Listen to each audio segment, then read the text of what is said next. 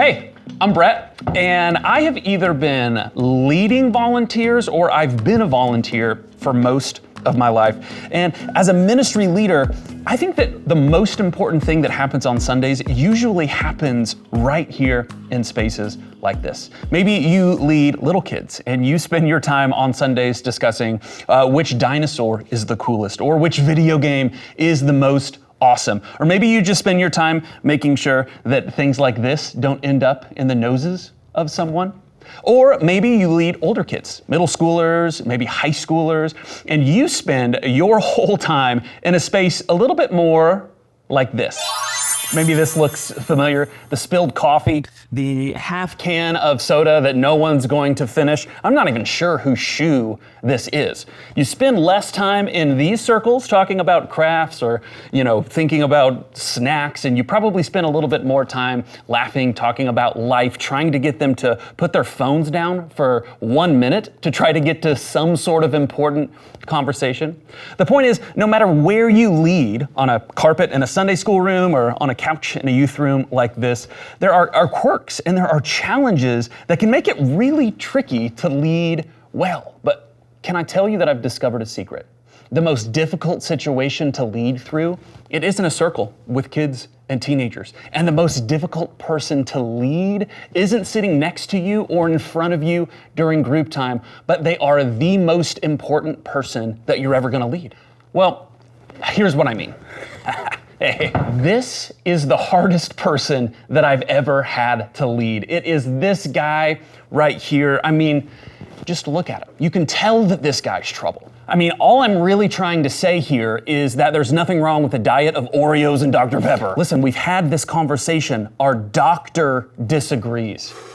So the point is that nobody you lead and nobody I lead is going to be more difficult than leading ourselves. Hey, well, that's because it's difficult to be honest with ourselves. Look, if I have to be at church by 10 a.m., all I have to do is leave by 9:45. It takes 30 minutes to get there, Brett. Anyway, what I'm trying to say is it's more difficult to see mistakes or flaws in ourselves than other people. That's because they have flaws and we don't. I mean, did you even see the parking guys, how bored they looked with their job? I mean, we would kill that job. And I don't know if you experience this, but for me, nobody is more difficult to hold accountable for their actions than the guy in the mirror. Well, that sounds like my cue to go. Well, glad that's over. What I'm trying to say is that we are the most difficult person to lead, but also we're the most important person that will ever lead. And I don't mean that in an arrogant or a selfish way. I say that because so much of leading others is being able to demonstrate the faith and the life that we talk about. Because if we aren't modeling that for the kids and the teenagers entrusted to us, then we aren't doing them any favors. Our words just won't matter as much if our lives aren't reflecting what we're talking about, what we're teaching about, what we want for them. And this is what Jesus is talking about when he tells the parable of the wise man who built his house upon the rock. For some of you, that song immediately started going off in your head, right? I know, okay? It was at the end of the Sermon on the Mount that Jesus tells this story about living out our faith, not just agreeing with it, not just understanding it. It's not enough to just understand and then communicate faith to our kids and our teenagers. It needs to be modeled. They don't just need us to talk to them about the fruits of the Spirit, but we need to give them evidence of the fruits of the Spirit in our own lives, to show them what it looks like. But that's not always so easy, right? So how do we lead ourselves so that we can best lead others? How do we put an appropriate amount of time and attention into our own faith so that we can lead the next generation in the best way possible? I mean, don't get me wrong, I'm still learning this too, but today I've got 4 ways that great leaders lead themselves. The first one, it's pretty simple. Be here. It seems obvious, right? But don't underestimate the power of proximity, of showing up when you say that you're going to show up. Being here when you are supposed to be here, it builds trust with your team of leaders and most importantly, with the kids and the teenagers that you lead. Hear me out on this. There are some kids and teenagers who will only show up because they think that you are going to be there. And when you show up every week, as opposed to like once or twice a month or half an hour after things have already started, you are building an expectation that you'll be there next week, and so should they. So be here and be all here. When I say be here, I mean take your role seriously as a volunteer in the lives of those that you are leading. Another way that we could say this would be to think of your role as something that you own, not something that you rent.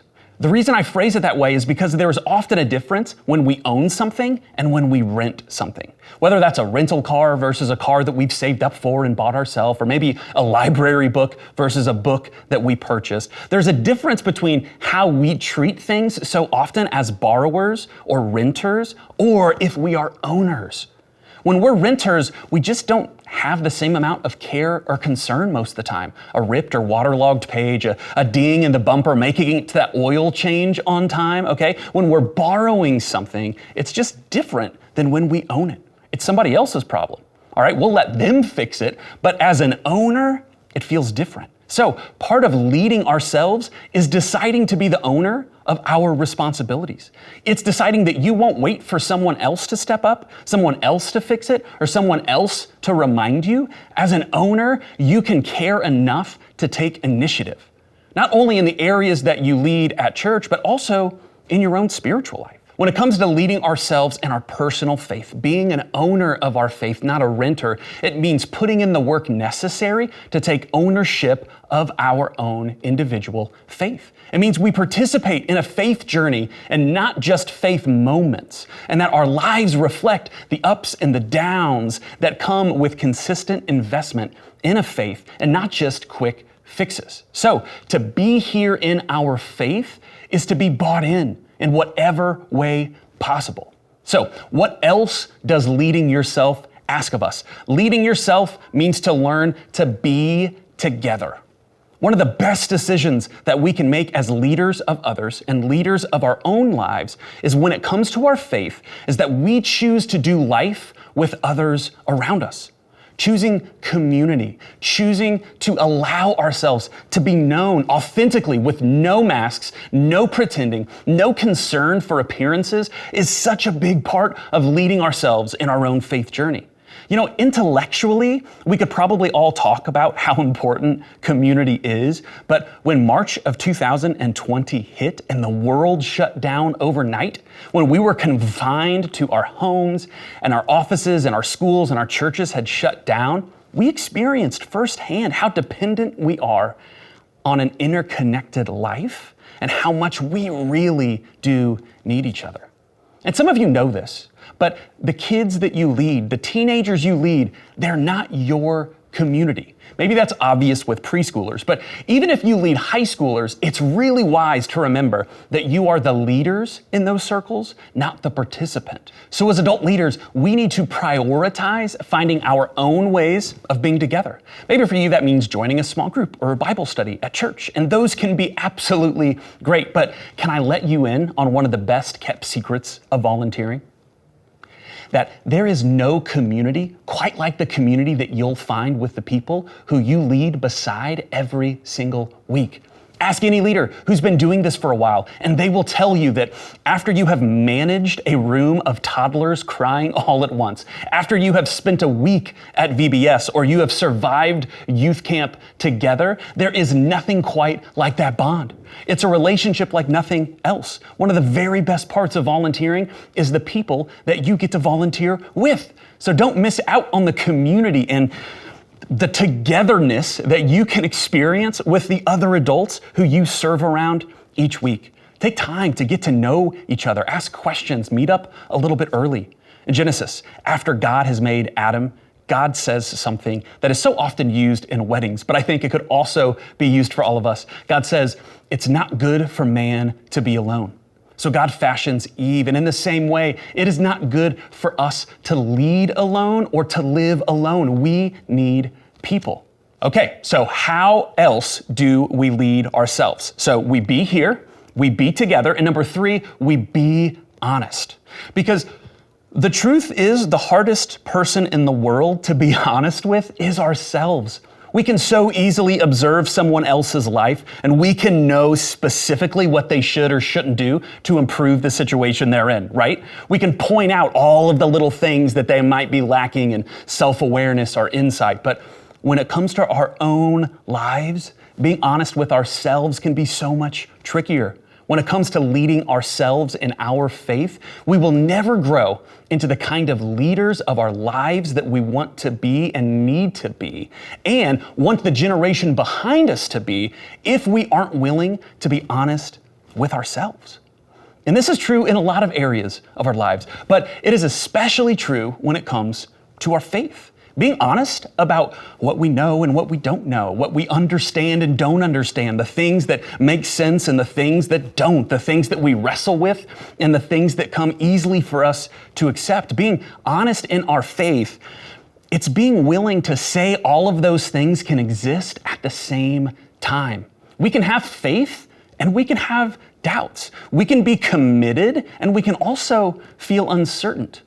Leading ourselves in learning to be honest with ourselves, being willing to tell the truth to ourselves about where we're doing well, where we're growing, and where we need to invest a little bit deeper.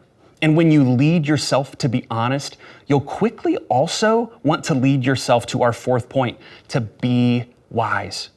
To be wise or discerning as we lead ourselves and lead others is to know how to be thoughtful about what we say and what we don't say. It's knowing the line between honesty and oversharing, knowing what is appropriate and what isn't appropriate. It isn't being secretive or two-faced or not share anything about your life, but it's being careful about timing and place and people. Not every area of our life needs to be shared with every person, all right? This is especially true if we're leading small groups of kids or teenagers. When you lead yourself to be wise in what you say, that means that you think about what's helpful and what's not helpful for your specific audience. That story about your date last weekend, maybe it's an important piece to your life, but is it the most helpful thing for your group of seventh graders that you lead? Maybe not. That funny thing that happened in college might be a real entertaining story, but is it age appropriate for your elementary small group? Is it helpful in their lives? Does it help you build trust between you, them, and their families? As adult leaders, we have to be honest with ourselves and our own community, but we also have to be wise in what we share with those that we lead. Not only in our conversations, but in other ways like our social media posts and our likes and our comments. In a letter to the Corinthian church, the Apostle Paul reminds believers that they have the right to do anything they want, but not everything is wise or beneficial. And the same is true for us. Do we have the right to say what we want, share what we want, post what we want? Sure. But for those of us that are leading the next generation, we have to be wise about this. The truth is, when it comes to leading yourself, the stuff that we need to do for ourselves is the very stuff that we want for the generation that we're leading. The things that we know will make their lives better. The things that we know will shape them into who God has designed them to be. Those very things will also make us into who God designed us to be. But knowing what's best for someone else and being able to practice those same habits and skills in our own life are two different things. And as much as we want to just be able to pass along what we know to be true about faith and life and God, and hope that that's enough for the generation that we're leading, that they hear our words and do what we say, I just think all of us know that it isn't good enough for us or for them. Because the faith that you live, not just the one that you talk about, shapes you. And the faith that you live, not just the one that you preach, is what is passed on. That's why leading yourself in action matters. That's why the doing and the being and not just the knowing is such an important way in leading and in living. The hardest person to lead, it's yourself. But you just might be the most important person that you'll ever lead. Because when you begin to model the way, then the people that you lead will model their way after you. Just like that same Apostle Paul wrote in a letter to new Christians, to imitate him as he imitates Christ. May others follow our lead as we lead ourselves in growing and dynamic and living everyday faith. So that's why our hope Our prayer for you in your life is that you should lead yourself before anyone else. Thanks, Brett.